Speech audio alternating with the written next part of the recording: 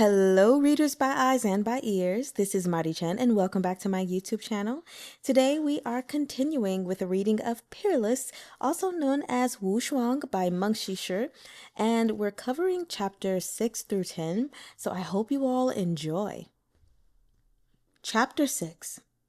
The branches of Linlong Pavilion spread wide throughout the north and south, and their yearly auction was a grand affair. The location of the auction changed each year. Sometimes it took place in Jiangnan and sometimes Haibei, and on this occasion, in Liugong City. Regardless of the venue, people from all walks of life, from dignitaries to common folk to residents of the Jianghu, came from every corner of the land to participate. Outsiders often believed there were many priceless treasures at the auction, gold and jewels fit for a king.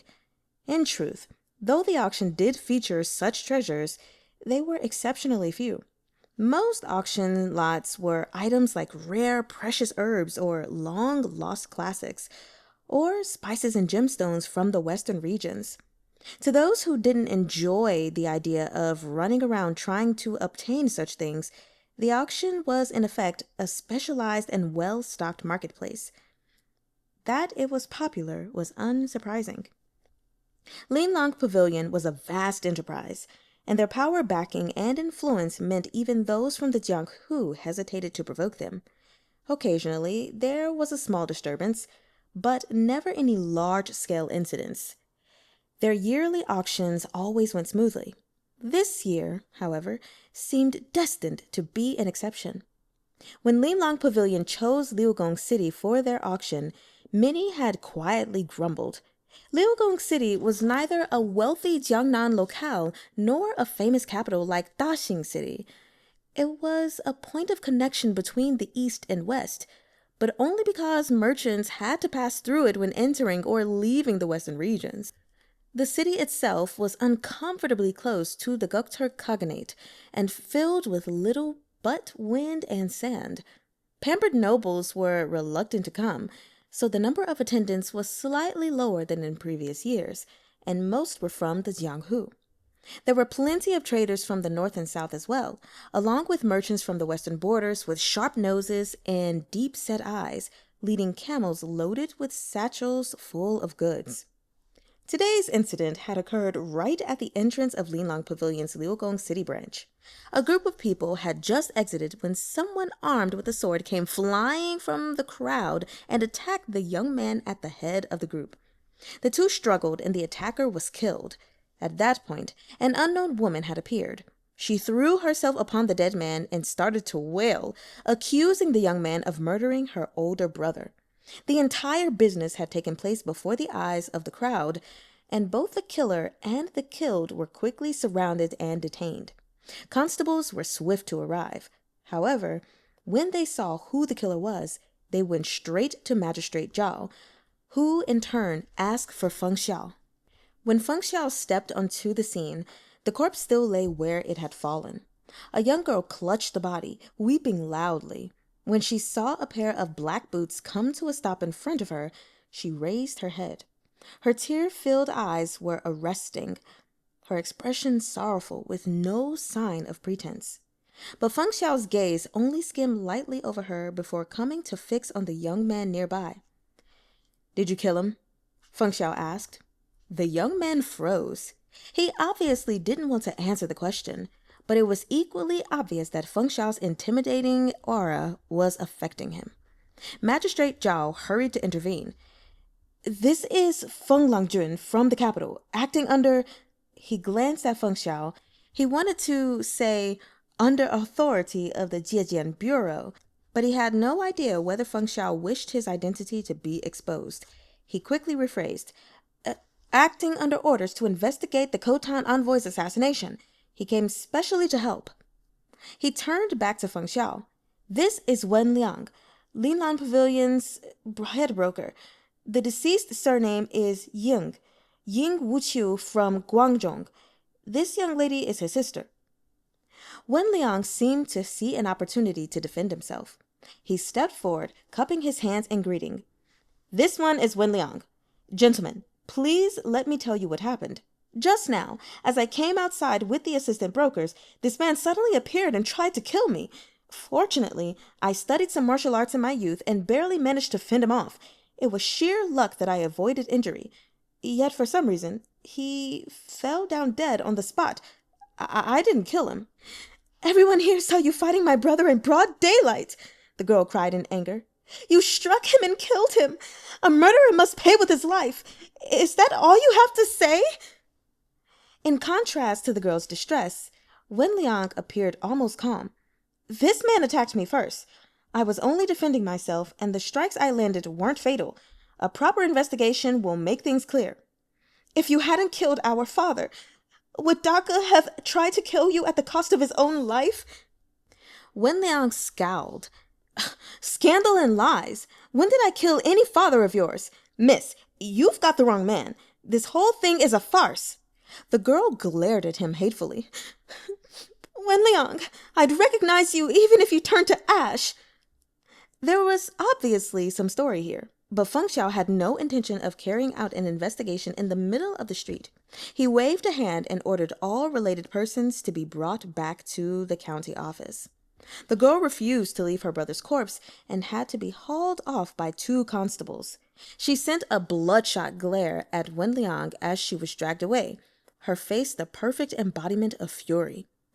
If vengeful spirits existed in truth, she'd likely have bashed her brains out against a pillar, then come roaring back from the dead to make Wen Liang pay with his life. Yet Wen Liang didn't spare her a glance. He walked over to Feng Xiao and bowed. May we have a word, Feng Langjun? Speak. Linlong Pavilion has flourished in recent years. It's inevitable that petty villains will get ideas. I caught my master's eye and became head broker, which made me a bigger target. I trust Feng Langjun and Magistrate Zhao will judge this case fairly. This incident happened in Liugong City, so it is in the county magistrate's hands. Tell it to him, not me.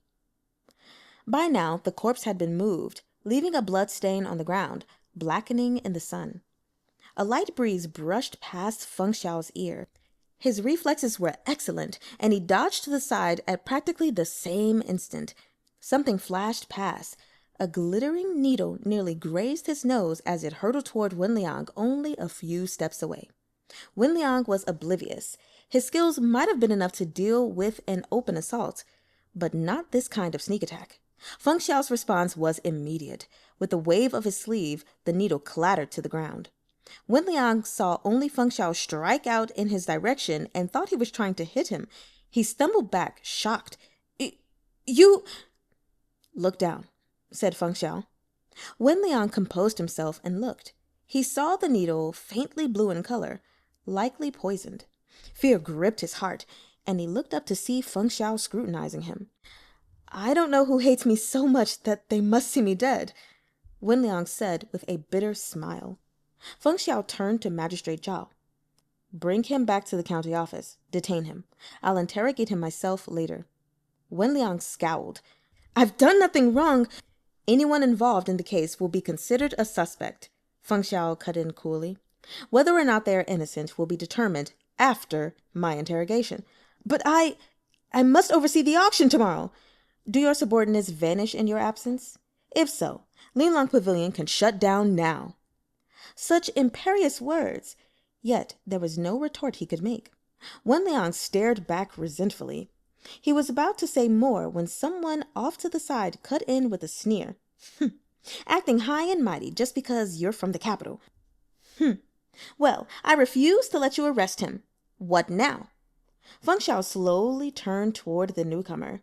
His face was luminous under the azure sky, yet his eyes were sharp as an eagle's, able to nail a person in place and strip them of all rudeness and impudence. And where did you pop out from? Asked Feng Xiao, as if he'd only just noticed him. Met with Feng Xiao's irreverent attitude, the man was hopping mad, his face twisting with rage. I am from the house of Princess Leping. Don't tell me you haven't heard of her. Let's have your position in court and your name, if you have the guts. Once I return to the capital, I'll ask the princess to speak to His Majesty about this. From the house of Princess Leping simply meant he was her servant. Nowadays, one couldn't strike a dog without checking who their master was first. If their master was an ordinary person, there was no problem. But Princess Liping wasn't merely His Majesty's eldest daughter, Yang Lihua. She was also the empress of the previous dynasty. With the ascension of Yang Jian as Emperor Wen, the Sui dynasty had replaced the Zhou dynasty. Yang Jian had robbed his daughter's husband of his throne and relegated her from empress to princess.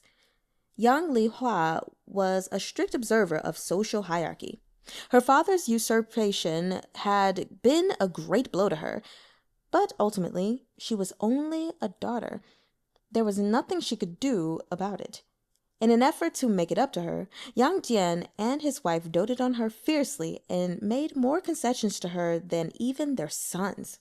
The emperor and empress would give Princess Liping anything she wanted short of outright revolt.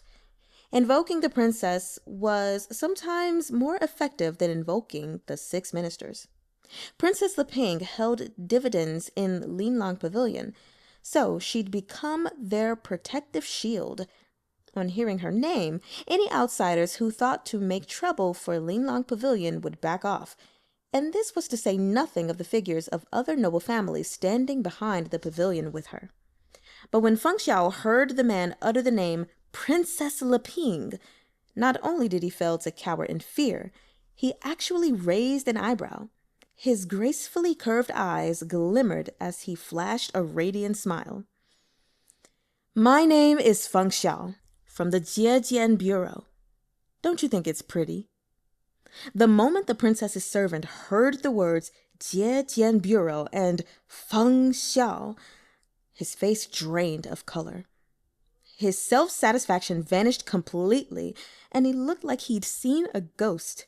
If he could, he would have sprouted wings and flown away on the spot. Chapter 7. In the capital, nobles were everywhere, and officials were as common as dogs. For many dynasties, when the palace overflowed with princes and their children, even these royal scions might be regarded as worthless. However, the current emperor and empress were exceptions. Even back when the emperor of Sui had been an official of the previous dynasty, his wife, Lady Dugu, had accompanied him every step of the way. She wasn't the kind of woman who only knew how to hide behind her husband. Several times, when Yang Jian had suffered setbacks, it'd been Lady Dugu who'd swooped in to save the day. After Yang Jian ascended the throne, Lady Dugu had taken up her duties and become Empress Dugu. She involved herself heavily in affairs of state with her husband's wholehearted support. To their people, the emperor and empress were known as the two saints. Many had noted that the relationship between this particular emperor and empress wasn't merely that of husband and wife, but an intellectual camaraderie born of mutual support. The two were inseparable. Consequently, Empress Dugu's position was more secure than that of any empress of previous dynasties, and this was without even mentioning Yang Jian's oath that he'd have no children but hers. The princes and princesses of the current dynasty were all sons and daughters of Empress Dugu. Thus, Princess Liping's status was rather special. Not only was she the empress's daughter by birth, she was also the eldest child of the ruling couple. Due to the great upheaval she'd experienced, the emperor and empress were particularly fond of her and granted all her requests. When members of Princess Liping's household were out and about, everyone showed them commensurate respect. But even with such a mistress, her people still found themselves bruised and bleeding after slamming into the obstacle known as the Jiejian Bureau. Princess Liping had one child with Yuan Yun, the emperor of the previous dynasty, a daughter named Yuan Ying. Though she'd lost her father early in life, her mother cherished her, and her grandfather and grandmother loved her. All her relations adored her, and even the wet nurse who fed her as an infant had been uplifted in status by her. 6 months prior, the nurse's son had been implicated in a crime and detained by the Jiejian Bureau. The wet nurse pleaded with Yuan Ying for help, who in turn begged her mother, Princess Liping. Yuan Ying was the princess's only daughter, and she was naturally unwilling to let her suffer any injustice. The princess immediately took her head guard to the Zhejian bureau with Yuan Ying in tow and ordered the release of the nurse's son. The Zhejian bureau had 3 bureau chiefs. The head bureau chief also held the position of Minister of Justice, so he did little of the day-to-day management. The one truly running the place was the deputy bureau chief, Feng Xiao. Few people were present at the bureau that day, but the version of events that raced through the capital in rumors was that the princess had marched fiercely into the bureau with her people. Before the sword-revealing stone, the head guard refused to remove his blade, and the princess supported him, resulting in a verbal dispute between the two sides. Feng Xiao himself had said nothing. Instead, he'd snapped the guard's sword into 3 pieces in front of the princess and her daughter and tossed it aside. The head guard only felt a gust of wind. When he returned to his senses a moment later, he discovered he'd been nailed to the sword-relieving stone with the 3 pieces of his sword driven through his clothes, one at each shoulder and the last between his legs, pinning him firmly in place. He didn't dare move a muscle. Everyone stared, dumbfounded. Princess Leping couldn't believe someone existed who dared humiliate her before her very eyes. She complained to the emperor, but unexpectedly, it wasn't the Zhejian bureau or Feng Xiao who found themselves eating crow. The emperor of Sui had laughed and said, "Fungar is just direct." He'd sent the head guard out of the capital, said a few words of comfort to the princess, and that had been that. The incident sent a clear message. The Zhejian bureau held an important place in the emperor's mind, and he valued Feng Xiao highly. Even Princess Leping couldn't touch Feng Xiao, let alone anyone beneath her. Feng Xiao's infamous reputation had circulated within the capital for quite a while, and those from the princess's residence were certainly aware of it. As soon as the princess's servant heard the Zhejian bureau's Feng Xiao was here in the flesh, he paled. He lost his previous arrogance and now itched to flee. Perhaps there's been a mistake. If the Zhejian bureau is handling the case, we couldn't possibly interfere. Please go ahead. The man gave a pained laugh, all solicitude. But it wasn't so easy to shake off Deputy Bureau Chief Feng. He waved a hand and said to Magistrate Zhao, "These people are related to the case. Bring them in for questioning as well." Magistrate Zhao was reluctant. Feng Xiao didn't wait for him to finish. He called directly for the elite cavalry who'd come with the Zhejian bureau and had them round up Wen Liang and his colleagues. The man from the princess's residence was fuming, but he dared not sling any more insults. Helpless, he could only glare balefully at Feng Xiao and comply. If even Princess Leping herself was unable to stand against Feng Xiao in the capital, then out here in this backwater, Feng Xiao could kill him and walk away unscathed. In the end, Feng Xiao didn't interrogate Wen Liang himself. Once everyone was safely at the county office, he handed the case over to Magistrate Zhao. Liugong City had weathered one calamity after another in the last few weeks. Magistrate Zhao was bruised and battered. He had no clue where to begin, and wearily rushed to deal with each new event while terrified Feng Xiao would tell him off for slacking on the job. All he could do was throw himself into the work with everything he had. He didn't dare cross the line when interrogating Princess Leping's men, but he had no such scruples when it came to Wen Liang. He also extracted testimony from the sister of the dead man, and thus swiftly managed to put the pieces together. A great many years ago, there were 2 households in Guangzhou, one surnamed Ying and the other surnamed Wen. Both had been merchant families for generations and got along well. Originally, the Ying and Wen families were both moderately wealthy, but the Wen family patriarch of the last generation was a talented businessman. He quickly expanded his trading network, and his family's business grew apace. In contrast, the Young family had no such brilliant talents, and their circumstances remained unchanged. As they watched their neighbors become wealthier and wealthier, greed overcame the Young family. They conspired with bandits. And when the Wen patriarch took his eldest son on a business trip, the Ying family had father and son murdered on the road. The Wen family, left with only women, children, and the elderly, became an easy target. The Ying family took over their business and gradually got rich off them. The Wen family's youngest son had been brilliant from childhood, but had grown up feeble and sickly. Since his grandfather was a doctor, he'd been left in his care when his father and brother set out on their trip. Upon receiving news of their deaths, suspicion took root in his heart, and he began to secretly investigate. In the end, he traced the murders back to the bandits, and the bandits back to the Ying family.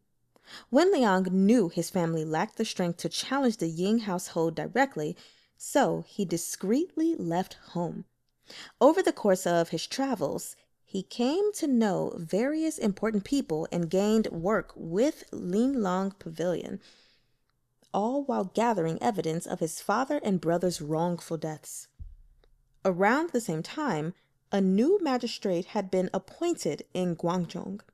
The man was desperate for merits, clearly hoping to climb the ranks quickly. This did not escape Wen Liang.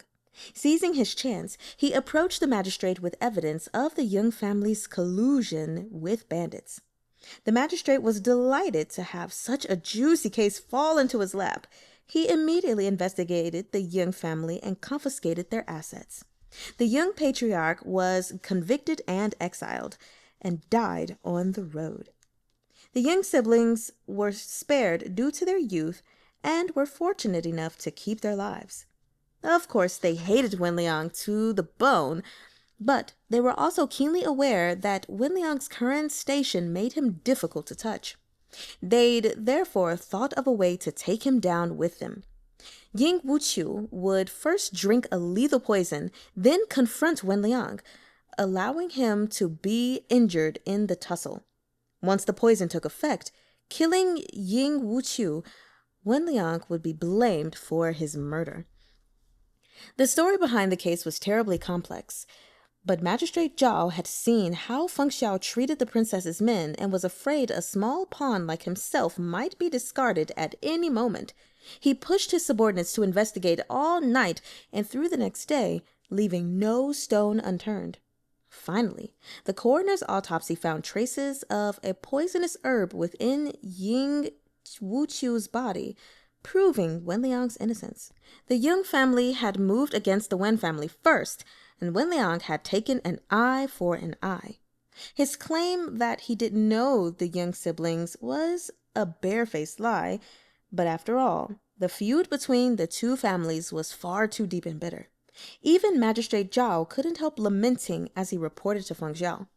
Feng Xiao, however, showed little interest in this history. His focus remained on Wen Liang himself. Aside from Wen Liang, are there no other living members of the Wen family? He asked. Magistrate Zhao shook his head. Wen Liang's mother is alive, though she's been bedridden for many years. He's completely devoted to her. She's a Buddhist and strictly forbade him from slaughtering the entire Ying family. That was why he accused only the patriarch and spared the Ying siblings. I've already sent men to question the mother. It's all true enough. The Wen matriarch is frail and sickly, and medicine has no effect. I fear she hasn't long left. He had hoped to see this opportunity to cozy up to Feng Xiao, but the man seemed indifferent, with no inclination to continue the conversation. Magistrate Zhao left disgruntled. Perhaps, he thought, he should privately ask someone closer to Feng Xiao what he liked and send him a gift. If he could get the great and mighty Deputy Bureau Chief Feng to put in a word or two with the emperor, his future prospects would be boundless. As soon as Magistrate Zhao left, Pei Jingzhe spoke up. Sir, this Wen Liang is very suspicious. Feng Xiao hummed noncommittally, the pitch carrying a musical upward lilt.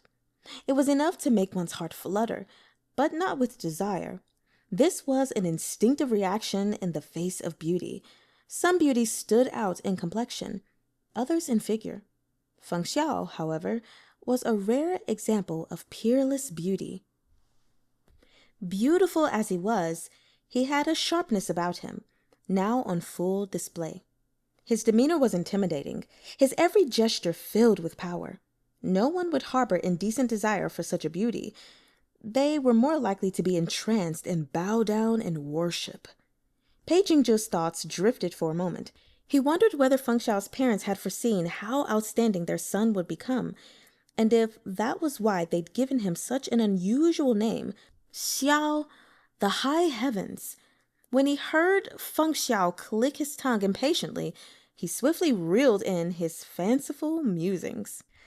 The Jade of Heaven Lake is said to possess the power to grant eternal life and raise the dead, Pei Jingzhe said. Wenliang's mother has been ill for a long time, and he's incredibly filial to her. A single word from his mother was all it took for him to spare the Ying siblings. If not for that, they would have had no chance to take revenge. Perhaps he plotted to steal the jade for his mother's sake. That would give him motive. Continue. If not for your lordship, Wenliang might have died outside Linlong Pavilion today. Perhaps he was targeted because he'd been exposed somehow. Perhaps his co-conspirators were terrified he'd betray them and leapt to silence him. Pei Jingzhe went on. Liugong City is an insignificant branch for Linlong Pavilion. They've never chosen such a remote location for their auction, yet this year they happened to select Liugong City. Couldn't Wenliang have specifically pushed for Liugong City because it was convenient for his plans and away from prying eyes? If we examine the clues, this subordinate believes there is a high chance Wenliang is connected to the envoy's murder as well as the theft of the jade. When he had finished, Feng Xiao said, "Don't you find it too convenient?" Pei Jingzhe started. What do you mean?" We scratched the surface of Linlong Pavilion, and Wenliang fell into our lap. It's like having someone put a pillow under your head right before you doze off. The coincidence is uncanny. I suspect someone is deliberately trying to confuse us. Pei Jingzhe blinked. Privately, he thought Feng Xiao far too paranoid. This subordinate will keep an eye on Wenliang. I'll pry the truth out of him, whatever it takes. Feng Xiao changed the topic. Did you use incense of helplessness? What were the results? A strange expression came over Pei Jingzhe's face. I used it, but Cui Buchu hadn't spilled a thing. Pei Jingzhe had never imagined there could exist someone so unyielding that even incense of helplessness was useless against them. Chapter 8. I think of my lord fondly, but he will never change. He is ignorant, yet I am helpless. Incense of helplessness. The name alone elicited 1,000 sorrows. It held a fragrance like the first locust in early summer, delicate and refined, but in truth, it was a terrifyingly effective drug, a horrific poison of which people trembled at the thought. Although its toxicity wasn't enough to kill, the incense would permeate one's body, devouring bone and marrow until the victim gradually grew addicted. A day without the incense, and they'd find themselves short of breath, their body weak and mind delirious. 3 days, and they would feel as if sharp knives were scraping at their bones. Their suffering would be unbearable. After 5 days, their only succor would be death. They'd have to cross the bridge of helplessness leading to the afterlife for a bowl of Mengpo's memory-erasing soup. The moniker of helplessness didn't refer to the forlorn state lamented by poets, but instead to the bridge of helplessness that spanned the underworld's river of oblivion. Cui Buchi had sat in the lightless, soundless house for 5 full days. His tormentor had the timing down to an art.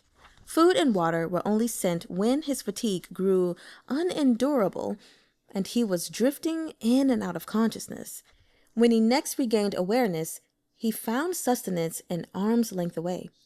It was only a tiny bit of food and water, barely enough to keep him alive. But the greatest torment was neither thirst nor starvation.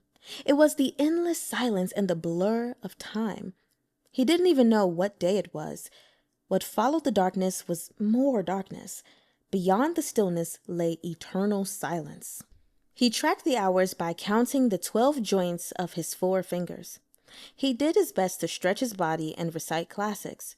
from Taoism to Confucianism, then from legalism to Buddhism, in an attempt to clear his mind and keep himself focused. Gradually, his eyesight deteriorated, but his hearing became keen. At this point, even the scurrying of insects and mice, the drip of water, would have been precious treasures. But there were no such sounds.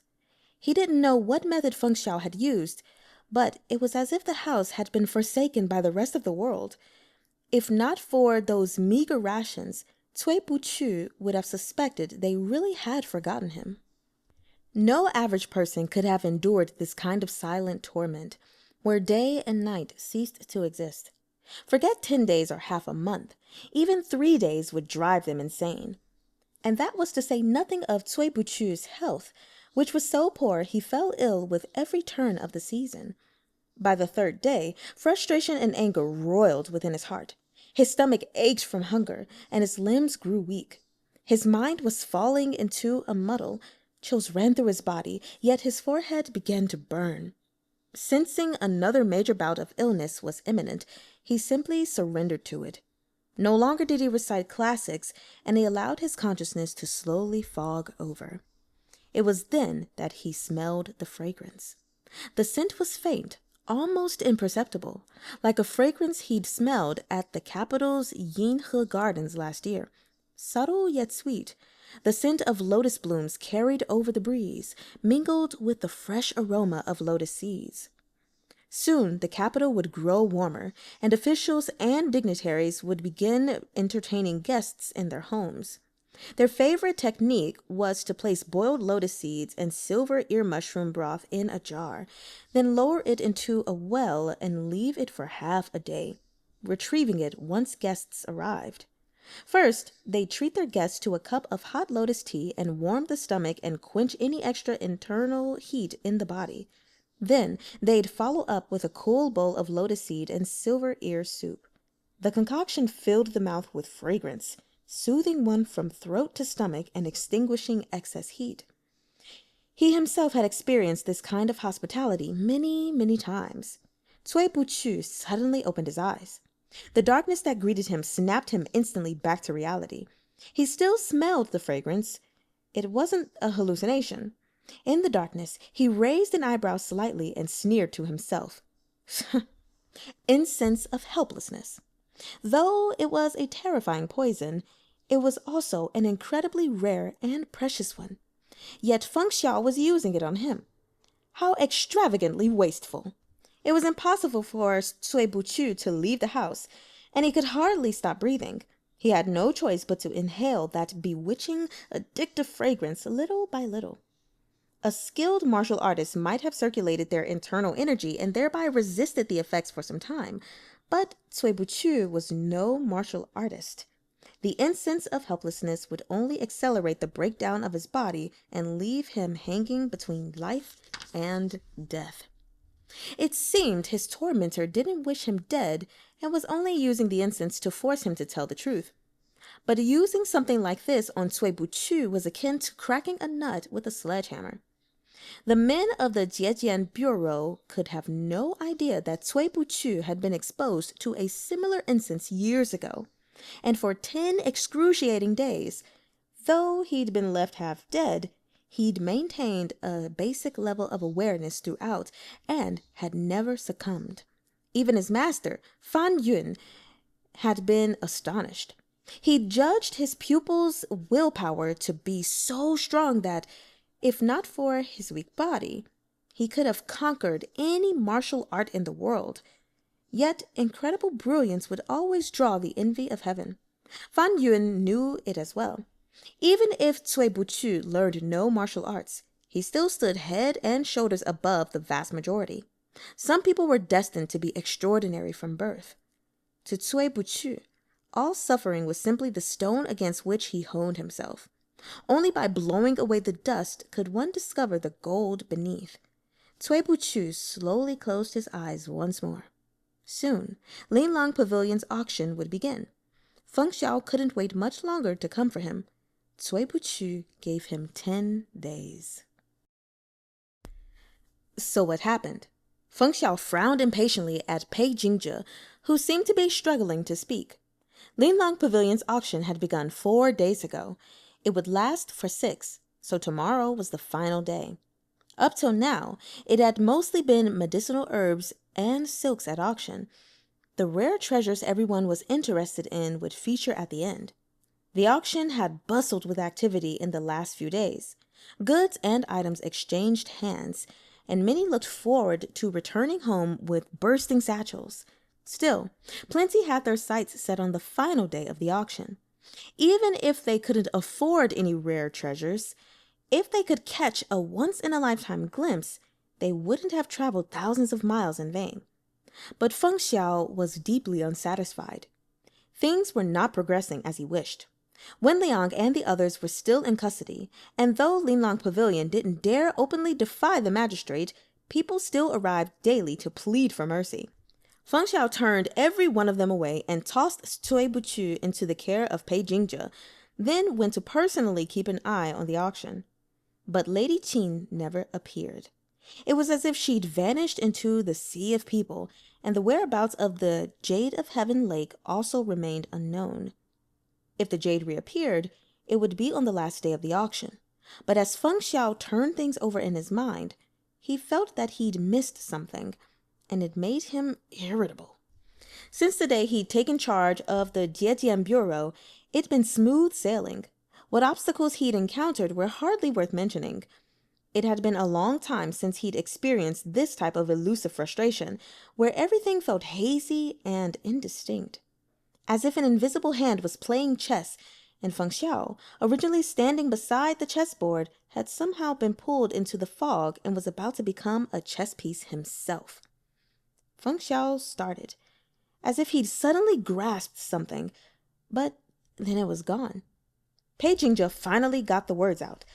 "Previously, your lordship instructed me to administer incense of helplessness to Cui Buchu for 5 days. The man is obviously frail. I didn't dare give him too much.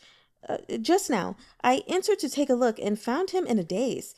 I splashed him with some whale water to wake him and took the chance to ask him a few questions, but he maintained he had nothing to do with Lady Qin. It's my belief that this man named Cui is truly innocent." If he weren't innocent, he had a core and heart of steel.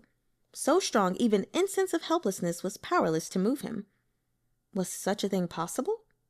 Pei Jingjie had never seen a martial expert who could endure multiple days of exposure to incense of helplessness without begging for mercy, never mind an invalid like Cui Buchu. "Where is he?" "In bed in the West Wing." Feng Xiao's brows drew low in a frown. "You let him out?" Pei Jingjie's smile was strained. "My good lord, do you think everyone is like you, capable of spending days inhaling incense of helplessness and coming out unharmed? If they can't get his fever down, he might not survive, let alone confess." Feng Xiao snorted. "That man still has his uses. If it looks like he won't make it, use drugs if you have to. Keep him breathing." Pei Jingjie was gobsmacked. Feng Xiao wanted to torture Cui Buchu with drugs again already? He hurried to say, "The doctor already gave his opinion. He said his body's completely spent. He can't withstand any more torture." Feng Xiao made no response as he followed Pei Jingjie to the East Wing. Sure enough, they found Cui Buchu sound asleep. His cheeks were noticeably gaunter and his complexion paler than it had been 2 days ago. Blue veins were faintly visible on the arm peeking out from under the covers, painting a vivid picture of a diseased and broken man at death's door. Feng Xiao stood by the bed and watched Cui Buchu's sleeping face for a long time. The ailing man seemed to sense his burning gaze, and his forehead wrinkled a little in his sleep. "Sir, are we going to cleanse his body of the incense?" Pei Jingjie whispered. "Otherwise, I fear he'll never recover." Feng Xiao shook his head. He stroked his chin as he stared at Cui Buchu, watching him battle his nightmares. He seemed fascinated. After a moment, he said, "Say, could he be from the Zuoyue Bureau?" Chapter 9. Together, Zuo and Yue were the 2 components that made up the right side of the character Sui. The name naturally brought to mind the sway of the Sui dynasty. After Yang Jian took the throne, he used a homophone of his inherited title, Duke of Sui, to name his nation, and decreed his ruling era would be called Kuai Huang, rule of the founding emperor. In the second year of the Kuai Huang era, 6 months after the Zhejian Bureau was established, another agency called the Zuoyue Bureau quietly materialized. Much like the Zhejian Bureau, they were independent from the 3 departments and 6 ministries. But unlike the Zhejian Bureau, they did not fall under the emperor's jurisdiction. They took their orders directly from the empress. Empress Dugu had made great contributions to the nation. She shared the emperor's rule, and he loved her above all. Thus, she did something completely unprecedented. She established her own special agency. The people referred to the emperor and empress as the 2 saints, and for good reason. Empress Dugu wielded a power that far surpassed that of any empress of bygone dynasties. Even Empress Lu, the famously influential first empress of the Han dynasty. But the principal difference between her and Empress Lu was that, unlike Empress Lu's husband, Yang Jian was henpecked.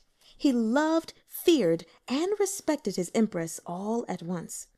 The Zuoyue Bureau's authority had been comparable to the Zhejian Bureau's since its establishment. Their purpose was the same, to gather intelligence, and they moved freely in both the north and the south. But the emperor and empress were a loving couple. Empress Dugu was unwilling to steal the emperor's spotlight or undermine his reputation. She therefore limited the scope of the Zuoyue Bureau's duties and decreed that they would handle only disputes and cases related to the Jianghu. One chief ran into Zuoyue Bureau, supported by 3 deputy chiefs and a couple of cavalry riders. They were fewer in number than the Zhejian Bureau and far more secretive in their dealings. Their members rarely appeared in public at all. Even trusted high-ranking officials and ministers knew only that the Zuoyue Bureau existed and nothing more. Still, their similar jurisdictions meant conflicts were inevitable. Though the Zhejian Bureau and the Zuoyue Bureau had no bad blood between them and were commanded by an emperor and empress who themselves ruled harmoniously, they couldn't help competing with each other to gain the upper hand. Pei Jingzhe had briefly interacted with members of the Zuoyue Bureau on previous cases and knew how difficult they were to handle. Consequently, he also knew more about the Zuoyue Bureau than most. Though he didn't know the chief, he knew 2 of its deputies. One was a woman, slender and lovely as a lady from a noble family, while the other was a man, taciturn and quiet as an ascetic monk. Though the Zuoyue Bureau thronged with eccentrics and hidden masters, these 2 deputy chiefs were exceptionally strange even among their number. Then there was the chief of the Zuoyue Bureau, a mysterious person who shied from the public eye. Even Pei Jingzhe had never seen them. No matter how he tried, he couldn't connect that place, more unfathomable and enigmatic than even the Zhejian Bureau, with the invalid lying before him. Maybe the delicate woman was a martial arts master, and perhaps the taciturn man was a deadly fighter. But Abbot Sui, who couldn't even raise a shoulder or lift his hand? Could he really be a spy from the Zuoyue Bureau? Or did his sickly body and cover as a Taoist make it even easier to remain anonymous? Pei Jingzhe thought for a moment, then said, "Do you think since Linlong Pavilion is holding their auction here, and people from the Jianghu are gathering, the Zuoyue Bureau might also have planted spies here to keep an eye on things? But he knew we were from the Zhejian Bureau. If he's truly from the Zuoyue Bureau, why didn't he tell us?"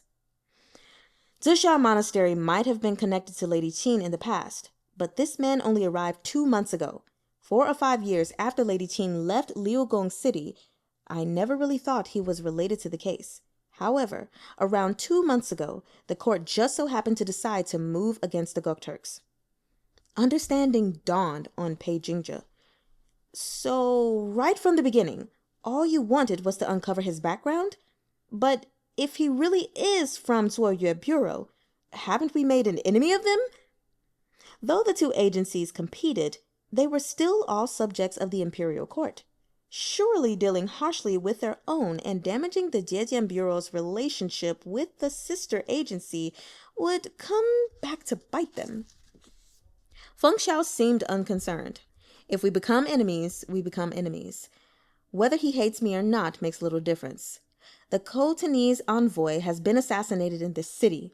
Do you really believe they have no intention of meddling and claiming a piece of the glory for themselves? Although Liugong City was remote, Feng Xiao's people had multiple special channels that sent them constant updates from the capital.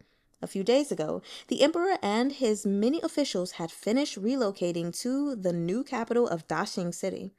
The common folk had already moved in. The old capital that had stood for many generations was now small and cramped.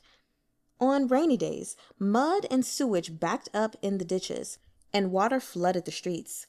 One of the first things Yang Jian did upon taking the throne was order the construction of a new capital next to the old one. Only 2 years later, Daxing City was established, and the Emperor of Sui proclaimed a general amnesty for the entire nation. At the request of his officials, he also began purchasing books that had been scattered by warfare in order to populate the national treasury and preserve classics for future generations. These many examples of benevolent governance bespoke the tenor of the new dynasty and the actions of an enlightened ruler. Amid all this, Yang Jian also decided to mobilize his troops against the Khaganate and quell, once and for all, the disturbances in the north. No one doubted the emperor's resolve. The 3 departments and 6 ministries all got to work, while the Zhejian and Zuoye bureaus also took their orders and laid their plans. Anyone who played a key role in this matter would gain significant accolades. The Zuoye bureau had been itching to knock the Zhejian bureau down a peg. How could they let such an opportunity slip past? Cui Buchu, lost in fretful dreams, coughed quietly in his sleep. Pei Jingzhe glanced at him. Before he suspected Cui Buchu might be from the Zuoye bureau, he hadn't given his condition much thought. But looking at Cui Buchu again now, he couldn't help feeling a bit of sympathy. Then, shall this subordinate neutralize the poison? Feng Xiao looked at him like he was a fool. Why should we do that? Since he's refused to admit it, this is the perfect chance for me to do with him as I please.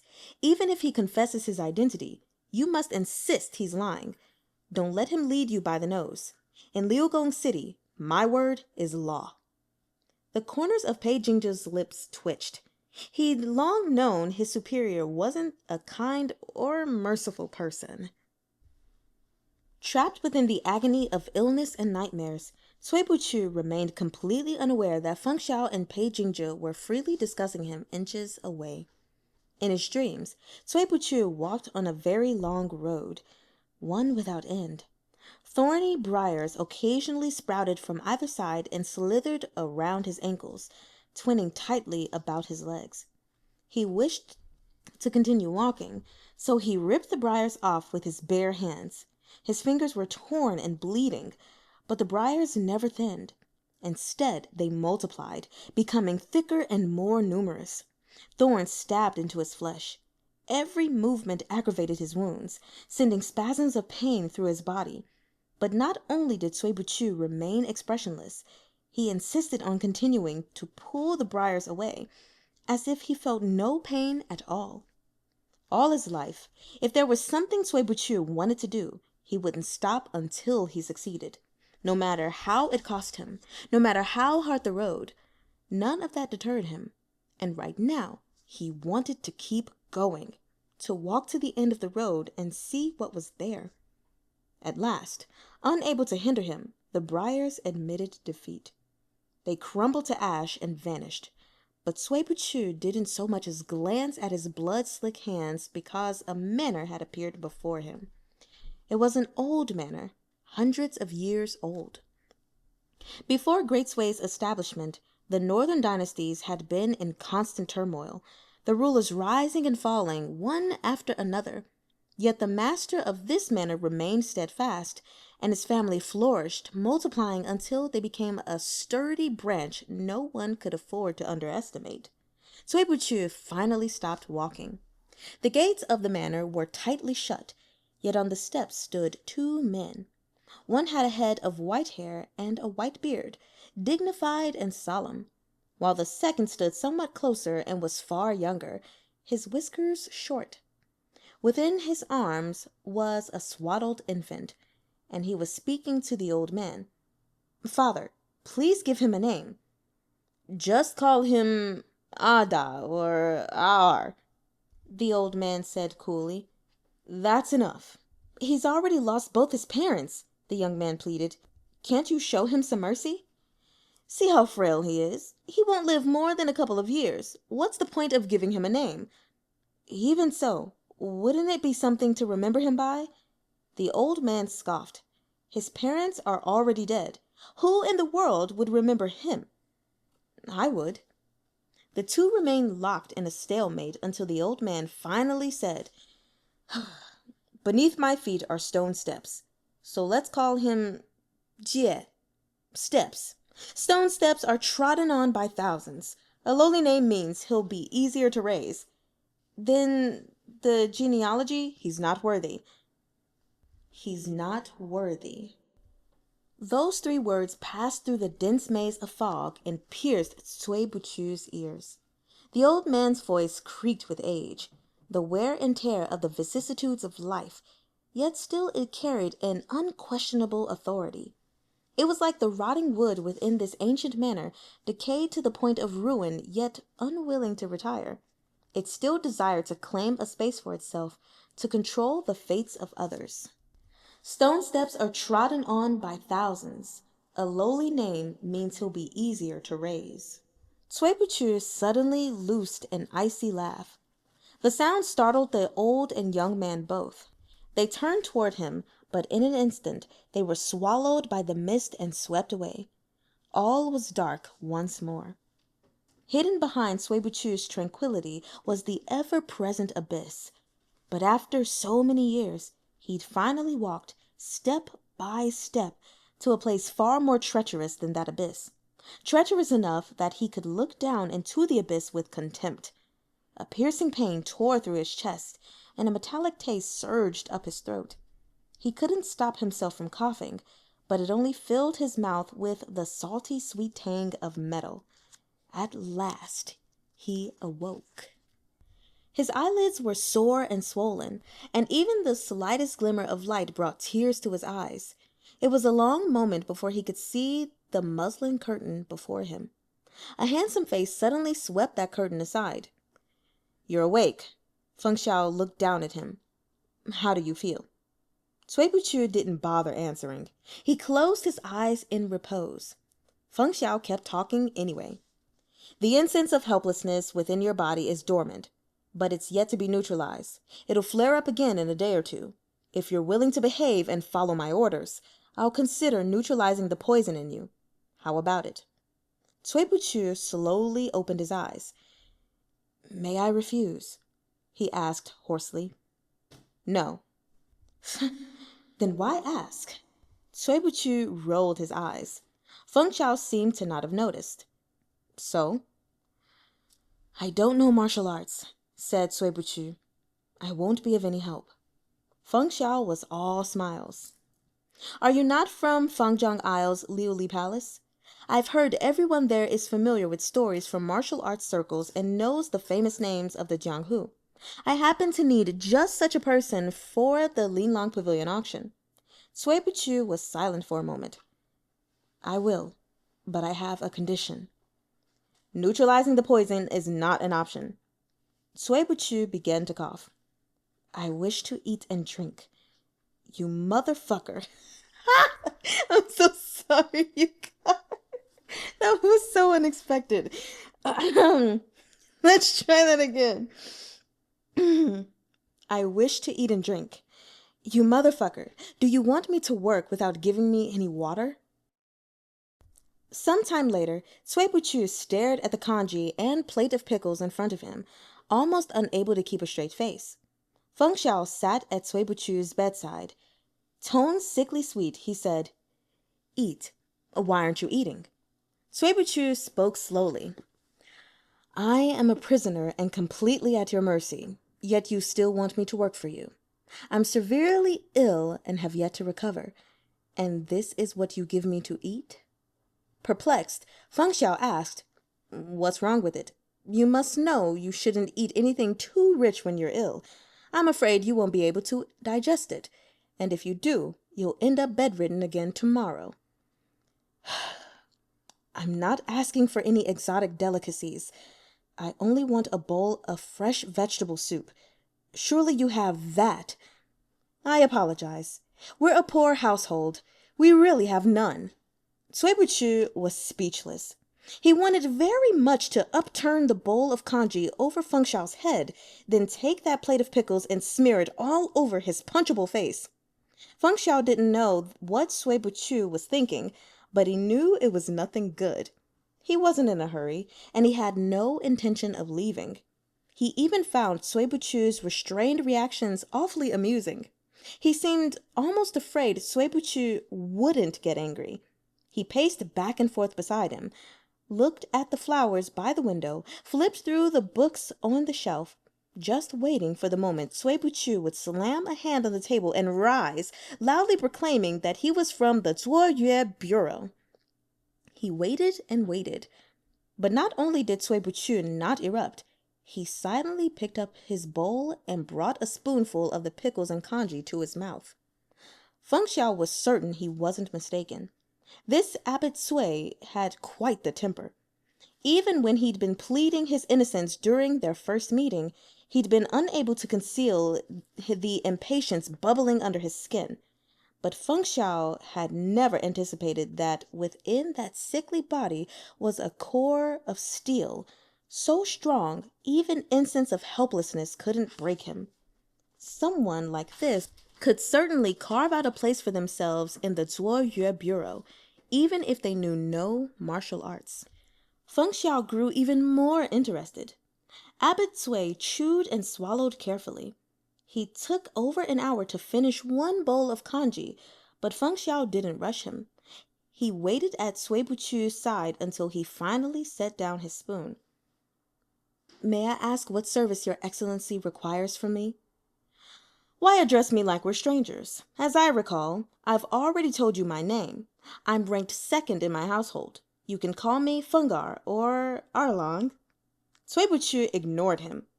"I've been in Liugong City for 2 months and have heard quite a few things, such as that just before the Linlong Pavilion auction, a Khotanese envoy was murdered. If you want my help, surely you must tell me everything first." Feng Xiao smiled. "Naturally." With Feng Xiao's permission, Pei Jingzhe walked through the entire sequence of events in detail. How the Khotanese envoy had died outside the city on the night of a snowstorm, and how the massacre had been discovered by passing merchants. He also described what they'd found on the bodies. Sui Buchu listened intently. Once Pei Jingzhe finished, he said, "Did you investigate the plum blossom fragrance that was within the carriage?" "We did." Pei Jingzhe couldn't resist a glance at Feng Xiao. He and this man had struck on exactly the same thought. In the beginning, Feng Xiao too had believed the plum blossom fragrance to be a key clue, though the idea had yet to bear fruit. "We questioned all the perfume shops in the city and checked their formulas, but we couldn't find the fragrance we smelled in the carriage. That fragrance—" Pei Jingzhe pondered as he searched for a fitting description, then blurted, "It's similar to the incense of helplessness. If you smell it once, you'll never mistake it for anything else." As soon as he said it, he felt his words had been rather inappropriate. Sui Buchu had just been tortured by this very incense. Wasn't this rubbing salt in the wound? But Sui Buchu remained expressionless. He only nodded, coughed lightly, and asked nothing more. Chapter 10. Sui Buchu had endured the incense of helplessness through his extraordinary willpower, but it still damaged his body. He was frail to begin with, and the effects of the incense were like piling frost atop snow. His condition, already bad, grew worse. The next day, he touched his forehead as he woke and knew his fever had returned. He exhaled a slow, scorching breath. He'd grown accustomed to the feeling, but that didn't mean he enjoyed it. No one wanted to live under the eternal torment of illness. But as he couldn't escape, all he could do was endure. A set of clean robes had been left at his bedside, along with a thick coat. Pei Jingzhe must have sent someone to fetch them. Feng Xiao would never bother with something so trivial. Cui Buqu put everything on without hesitation, bundling himself up tightly. Water had been prepared for him in a side room, and he used it to wash. Only then did he leisurely exit the room. Outside, Feng Xiao had long lost patience with waiting. He sent Pei Jingzhe in to hurry Cui Buqu up. Pei Jingzhe had privately also thought Cui Buqu too slow until he saw him. His complexion was even more pallid than the day before, and he was coughing feebly into his fist. Pei Jingzhe felt a prickle of guilt and gentled his tone. "Are the clothes suitable, Abbot Cui?" "They're just right. Thank you." Pei Jingzhe smiled. "We won't be eating breakfast at the manor today. My lord is taking us out to eat." How unexpected. Ever since I awoke, I've been hoping for a sumptuous meal. It seems I'm finally getting it." Pei Jingzhe laughed awkwardly. You only woke up yesterday. You shouldn't have anything too rich or oily." Cui Buqu watched him. He could see the man's skin wasn't half as thick as Feng Xiao's. Cui Buqu's face didn't so much as twitch as he nodded, and he didn't embarrass Pei Jingzhe further. When Feng Xiao saw them walk out, he clicked his tongue. "Must you dawdle like a maiden being wed when putting on your clothes?" Most people's faces flushed with a fever, but Cui Buqu's paled instead. Wrapped in a white coat and standing in the snow, he practically faded into the landscape. "My host is a cruel man," he said coolly. "He poisoned me, yet wouldn't let me eat. What can I do?" Feng Xiao seemed to be in a good mood. He smiled cheerily and said, "Then you're in luck today. A new restaurant just opened in the city, and they hired Madame Hong as the chef. You've lived in Liugong City for 2 months. Surely you've heard her name." "Maiden Hong of Hong's Flatbreads?" "The very same." Hong's Flatbreads was a famous bakery in Liugong City that sold baked flatbreads. It was managed by the Hong family patriarch and his daughter. Remarkably, both father and daughter were skilled cooks, and though their sign only mentioned the flatbreads, all their dishes were delicious. Their name was known throughout the city, and it was said even traveling merchants from Qiemo would visit Liugong City just to taste their cooking. Cui Buqu had eaten there once as well. The food was indeed extraordinary. Broth simmered from bones, with noodles fine as strands of silver. The noodles were boiled before being added to the broth and served along with a ladleful of the Hong family's braised pork sauce and a sprinkle of green onions. Even on the coldest winter days, such fare warmed and comforted the body. Their dishes were in no way inferior to those one might find in the capital. Unfortunately, the Hong patriarch had passed away some time ago, leaving Madame Hong to run the business by herself. Everyone had gossiped about it, saying a woman was too delicate to handle such work, and that Hong's flatbread's days were numbered. Most had expected Madame Hong to become a concubine of a wealthy family and be kept inside the house. There would be few chances, they lamented, to taste her delicious dishes ever again. But to the astonishment of all, Maiden Hong made a fresh start.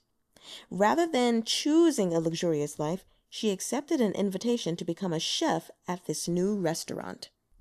Thanks to Linlong Pavilion's auction, members of the Jianghu walked up and down the streets, openly carrying their weapons. Ordinary civilians gave them a wide berth, but Feng Xiao acted like they weren't even there. With Cui Buqu and Pei Jingzhe in tow, he cut through a street toward the restaurant. It wasn't unheard of for a martial artist to flout the law by dint of sheer power. All capable people had an arrogance about them, and those from the Jianghu were no exception.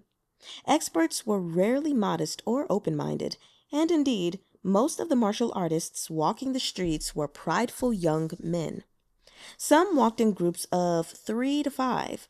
Though they weren't all wearing the same uniform, the jade pendants at their waists and the scabbards across their backs were identical. These groups were usually from major sects. Others walked alone, their expressions cold and forbidding. These tended to travel solo and have short tempers. And there were still other groups where men and women walked and laughed together. The women's faces were cheerful and confident, their steps nimble. These were the young sons and daughters of influential martial arts families, out to train in the world. Cui Buchu's gaze swept over them. A single glance was all he needed to discern everyone's backgrounds and approximate temperaments. "Don't forget why I brought you out, Abbot Cui. Show me what you're capable of." Cui Buchu couldn't resist rolling his eyes again. This humble Taoist has yet to eat breakfast. He lacks the strength to speak. Feng Xiao chuckled. "If you're good and play nicely, we'll crack the case faster, and you'll be free faster as well. Is there any benefit to squabbling with me?" "If I remember correctly," Cui Buchu said coldly, "yesterday you told me that if I was willing to cooperate, you'd consider neutralizing the poison. You didn't say you'd neutralize it for sure. I was suffering under the effects of the poison yesterday, so I lacked the strength to argue. You want me to play nice with you based on such ambiguous promises?"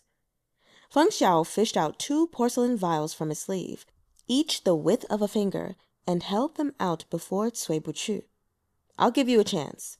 One of these bottles is empty, while the other is a neutralizing agent that will free you from the incense's torment for 3 days. Whether or not you pick the correct vial is up to you. Now, don't say I'm not good to you." There was a burning sensation in Cui Buchu's chest, as if a fire had kindled to life there. It wasn't yet ablaze, but the pain was unbearable, the agony eating down to his marrow.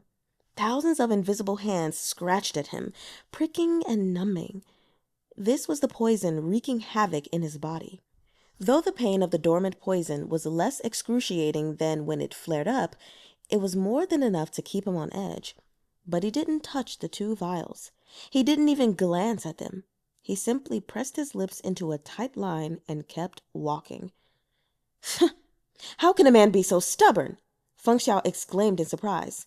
"My kindness has completely gone to waste." Cui Buchu sneered, but said nothing. A temporary antidote to this drug would be as good as drinking poison to quench thirst. Feng Xiao wasn't being kind at all. It was obvious he wanted to wait for the poison to flare up again before he'd try to kick him into revealing more. Seeing that Cui Buchu refused to take the bait, Feng Xiao simply shrugged and stashed the bottles back in his sleeve. They walked on, and the new restaurant soon came into view. On the banner hanging by the door were written 2 characters: Wu Wei, 5 flavors. People thronged at the doors. It seemed quite busy. Pei Jingjie had made a reservation. He skipped the line and gave his name as soon as he walked in. A waiter immediately came over to guide them to a semi-private room. The restaurant didn't look particularly large from the outside, but the inside seemed an entirely different world. As Pei Jingjie and the others followed the waiter down winding corridors, they realized the restaurant had purchased all the nearby shops and merged them into one. The resulting space had been divided into a main hall and smaller semi-private rooms. The moment they entered theirs, the noise of the hall faded. Flowers and potted trees were arranged artfully around the room, creating a luxuriant atmosphere. "The owner must have significant backing to invest so much in this place," Pei Jingjie said in amazement. "Whose money was it?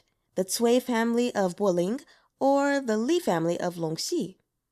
Liugong City had originally been a small border town. No matter how prosperous it became, it couldn't compare to the extravagance of the capital. The itinerant merchants passing through usually stopped here for no more than a few days to trade before continuing on their ultimate destinations. If not for Linglong Pavilion's auction, the restaurant would rarely have been this busy. When he heard Pei Jingzhe's question, the waiter turned his head and smiled. This esteemed guest has surmised wrongly. It wasn't the Li family or the Cui family. The owner is a local. He's worked long and hard all his life and only wishes for some good food, so he invited Maiden Hong specially to be the chef. You gentlemen are in luck today. Maiden Hong has been experimenting with some new dishes. He led the trio to their table. There were 4 in the room, one already occupied by a well-dressed young man and woman. Behind them stood several maids and servants from their household. Though the room wasn't fully private, it was spacious enough that even with 4 tables, it didn't feel cramped. Feng Xiao put in his order, and dishes began to arrive one after another. Maiden Hong couldn't have been the only cook, but her crisp and lively style was evident on every plate. Snowy noodles with braised pork, pork trotter soup, hibiscus and vegetable soup, Hong-style flatbread. Eat whatever you like and stop saying I'm cruel. Surely I'm treating you well enough now. Feng Xiao pointed out each dish with his chopsticks, then asked for 3 bowls of lotus seed soup. It wasn't the season for lotus seeds, and Liugong City wasn't plentiful in lotuses to begin with. These seeds were transported from the south over thousands of miles, then wind-dried and preserved throughout the entire winter. The price of those 3 bowls of soup was probably more than the rest of the dishes combined.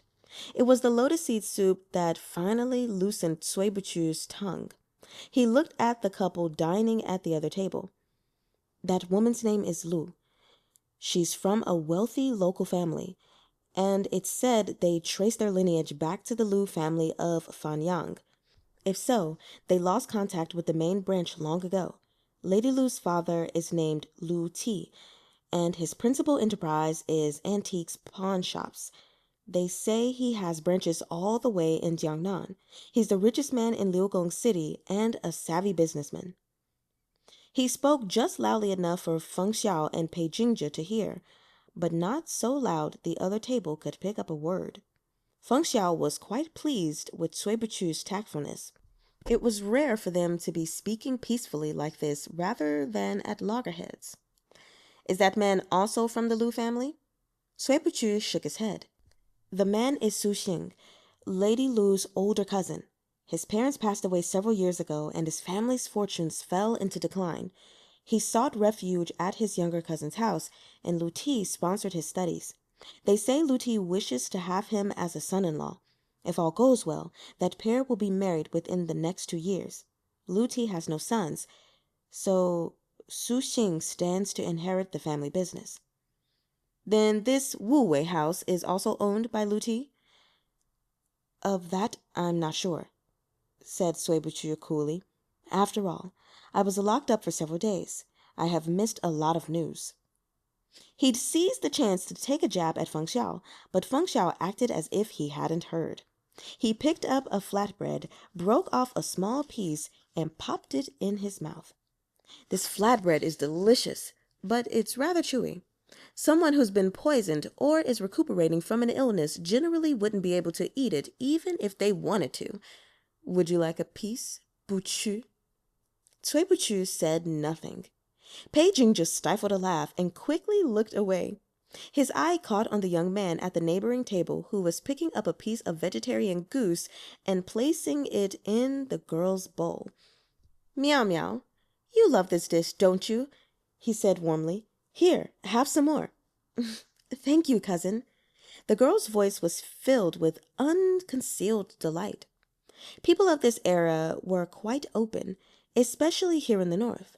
As long as they were chaperoned by family members and remained in public, unmarried men and women could be fairly intimate without drawing criticism. Pei Jingzhe was about to turn around when he heard Feng Xiao speak loudly to Cui Buchu. Chu, you love this dish, don't you? Here, have some more. Okay. Pei Jingzhe had been about to swallow his mouthful of flatbread, but on hearing this, he almost spat it back out. Cui Buchu was even more uncomfortable. He'd just raised his chopsticks, ready to take more food, but now he stopped dead, the chopsticks hovering midair. The corners of his mouth twitched as his delicate face suddenly turned savage. The young man, too, couldn't fail to notice Feng Xiao mimicking him. He looked furious. Distinguished master, we don't even know each other, so why are you trying to provoke us? This is just too funny. I'm sorry. Okay. Let's go ahead and go through my notes. That concludes the reading of chapters 6 through 10. I wasn't expecting to laugh a lot during the reading of this, but now that I think about it, I should have. So anyway, like I said, let's go over my notes, and we're going to start with what was said on page 59. With the lady who was crying over her killed family member, she mentioned the name Dage. So for those of you who read The Disabled Tyrant's Beloved Pet Fish with me, I'm sure you guys remember Dabao being the oldest son, the oldest baby.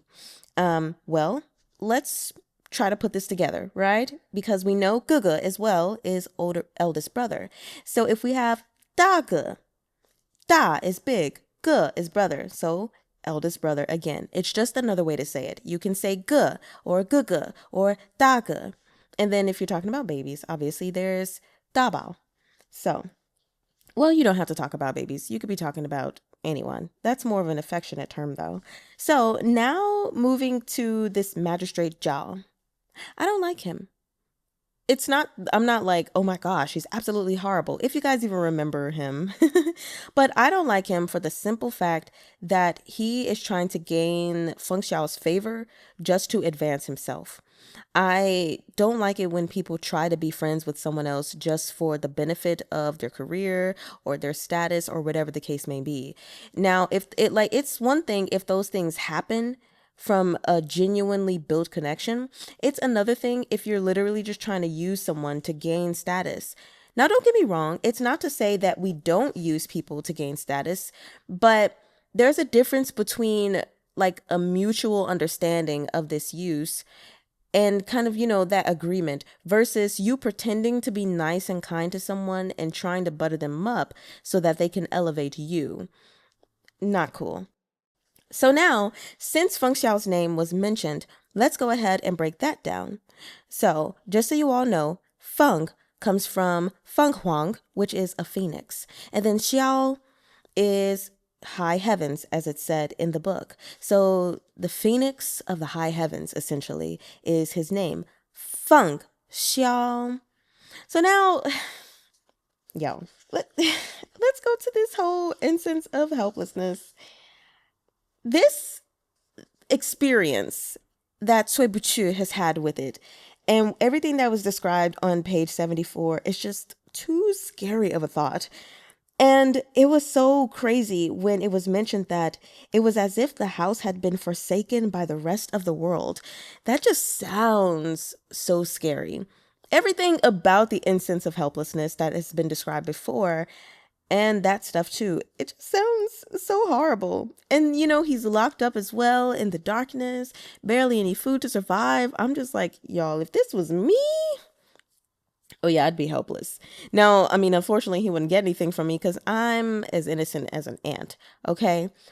Are ants innocent? Maybe I shouldn't say that. I'm as innocent as a baby. Yeah, that's better. And so he wouldn't get anything out of me, but I'm just like, oh my God, I would hate to experience being poisoned with the incense of helplessness and knowing the side effects that a person is left with even after they've left that state of despair and everything, but what happens to their physical body, it's just crazy. So another thing I wanted to mention, Mandarin wise, is you guys may have noticed, at least for those of you who can see as we're reading along, when I came to the name Ying, I said Ying. So just to clear things up with you guys, when there are words that have ing, depending on where you are from in China, depending on what accent you study, when you're learning the language, some people may just say ing, like ying or xing, but there are some that may put like a yang in it, like putting more emphasis on the ng, so yang or xiang. So if you hear me say something like that sometimes, please just disregard it and know that's why that's happening. Sometimes my brain is like yang, and other times my brain is like ing. So just thought I'd put that out there. Now I want to go to the opening of chapter 9 when, chapter 8 ended with Feng Xiao asking if it was possible that Cui Buqu was from the Zuo Yue Bureau.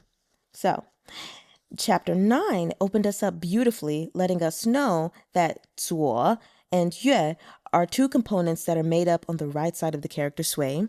So it's something I can't show you guys, or I guess I could if I put it in the video, but I don't really feel like it. So I'm going to explain it. If you guys remember me talking about radicals at some point before, there are certain characters that will start a word to give you an indication of what it's about. Like a water character will let you know that you're talking about water, whether it's water, ice, river, ocean, blah, blah, blah. And there are other characters that'll let you know, oh, this represents an animal. So there is a radical that starts the word sui. And then on the other side, or, as it was mentioned, on the right side of this character, there are two characters. They're stacked on top of each other. And so zuo is left and yue is moon. So left moon. Okay. That's it on that. And then we have page 86 when I guess Cui Buqu was having a dream or something in his state of helplessness where there was a little one and this man, but the old man was just like, call him Ada or Aar. Again, is an affectionate term that you put in front of people's names. For those of you who have read Thousand Autumns, you should know when Yan Wushi was like, Qiao, Qiao. That was more affectionate. So calling someone Ada, which would be first son, or Aar, which would be second son, but both like respectful terms, that's what that is. So now, so much Mandarin stuff, and it's always scattered all over the place because I'm just going in order rather than putting it all together. But anyway, on page 87, when he was talking about steps, still this old man, I guess, when he mentioned, beneath my feet are stone steps. So let's name him Jie for steps. Jie is how you say steps. Now, mind you, that's the noun, not the verb. Anyway, Jie. Now, moving on to the restaurant named Wu Wei. So Wu is 5 and Wei is flavor. It's short for Wei Dao, which a lot of times that happens in Mandarin where they cut off like the second half of a word because there's no need to say it. They're not going to say Wu Wei Dao. They can just say Wu Wei. So anyway, the last thing I want to say, at least that's on my notes, is Feng Xiao is giving Yan Wushi vibes all the way. Does anyone else feel this way? Because I'm definitely feeling it. And I'm like, sir, I don't like you right now. But I don't dislike him to the same degree that I disliked Yan Wushi in the beginning. He's just really mean and cruel, but he hasn't necessarily done anything to like garner Cui Buqu's trust and then shatter it. Like he was treating him, as a prisoner for a moment, and now he's using him to find out information. It's all like part of his job, if you will, as part of the Jiejian Bureau. But yeah, he's giving me extreme Yan Wushi vibes. As far as anything else to say, I like Cui Buqu's character. Like he clearly is a little bit sassy. He has an attitude, but he also knows how to just be like, okay, let me zen myself out. And I love it. So I'm interested to see how this dynamic between the two continues to grow, because it's clear that Feng Xiao is amused in some way or intrigued in some way by Cui Buchu. But Cui Buchu is just like not having it with him, which again reminds me so much of Thousand Autumns, which I'm kind of seeing a pattern here because I did start reading the a fan translation of Estranged, which I did stop, but that's irrelevant. And Meng Xi sure definitely likes it when one person is ill or weak, whether for a longer period of time or temporarily, and there's another person who's just like insanely strong or something, has authority and stuff like that. I was like, I see you, Meng Xi sure. This is just like your thing. I won't call it, you guys know what I mean when I'm gonna say this is like your kink, not necessarily literally sexual, but you know what I mean. This is your thing. So anyway, I cannot wait to hear your thoughts and reactions in the comments and read them, respond to them, or at least just heart them. And I'll see you guys next time. 我爱你们